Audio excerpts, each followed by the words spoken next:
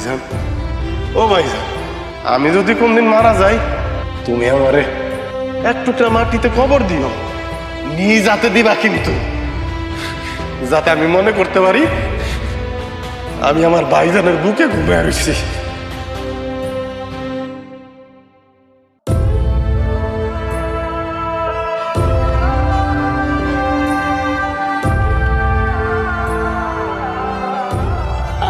আমার জামাল ঘুমাইছে, আমার জামাল ঘুমাইছে।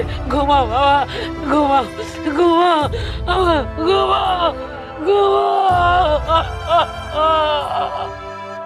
আপনি না আমার কথা দিছিলেন আপনি এইবারই শেষবার বিদেশ যাবেন, আপনি আর কোনোদিন আমার রেখে বিদেশ যাইবেন না। আপনি তো স্বার্থপর কেন মা? আপনার ছেলে স্বার্থপর মা, আমাকে কথা একবার চিন্তা করলো না। আপনার ছেলেটার কথা তো চিন্তা করতে পারতেন। আপনার কি একটু মায়া হয় না আমার জন্য? আমি কি করবো মা? আপনার ছেলের সঙ্গে আমার একটু পাঠায় দেওয়া যায় না মা? মা আপনার ছেলের সঙ্গে আমার পাঠায় দেন। আমি আমার ছেলে আমরা তিনজন মিলায় থাকতে চাই। এই দুনিয়াতে তো থাকতে পারলাম না তিনজন মিলা, ওই দুনিয়াতে থাকতে চাই। আপনার ছেলেরে কোলে নেবেন না? আপনি আপনার ছেলেরে দেখবেন না? আমরা ওইখানে যে হাসবো, আমরা ওইখানে যে খেলবো।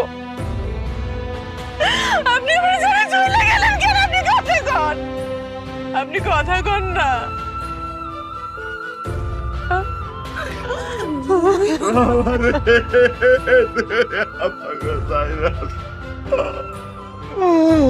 কত কষ্ট করে কত আদরে ধরে মানুষ করছি বাবা, আমারে বাবায়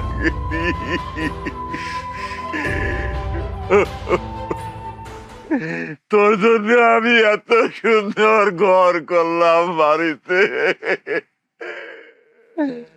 আর আজকে তোরে আমি ওই মাটির ঘরে কেমনে রাখুন রে বাবা?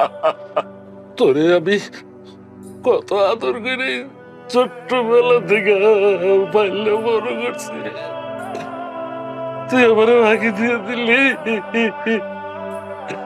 যেটা কইছিলি সারাটা জীবন আমার লগে থাকবি, আমার এই বুকে থাকবি, আর আমি এই দুনিয়া কেমনে থাকবো? তুই এই মাটির ঘরে কেমনে ঘুমাবি? ভাইজান, বিদেশের বাড়িতে থাকি, কখন কি হয় কখন তো যায় না। যদি কোনোদিন কোনো দুর্ঘটনা ঘটেই যায়, তুমি কিন্তু সুমিরে আর তোমাকে যে বংশধর তারে দেখা রাখবা, আব্বা আম্মারও দেখা রাখো, কিন্তু তোমার উপর আমার অনেক ভরসা। মাগো, তুমি আর আব্বা কিন্তু ঠিক মতো ওষুধটা খায়ও। তোমরা যদি কোনো কারণে অসুস্থ হও, আমিও কিন্তু বিদেশের বাড়িতে অসুস্থ হয়ে যাই। জানো মা, বিদেশে থাকতে না আমারও ভাল লাগে না, শুধু তোমগো মুখের দিকে তাকায়া থাকি। আর কয়টা দিন, এরপরে একবারে চলে আসমু, জীবনে কোনো দিন আর বিদেশ যাবো না।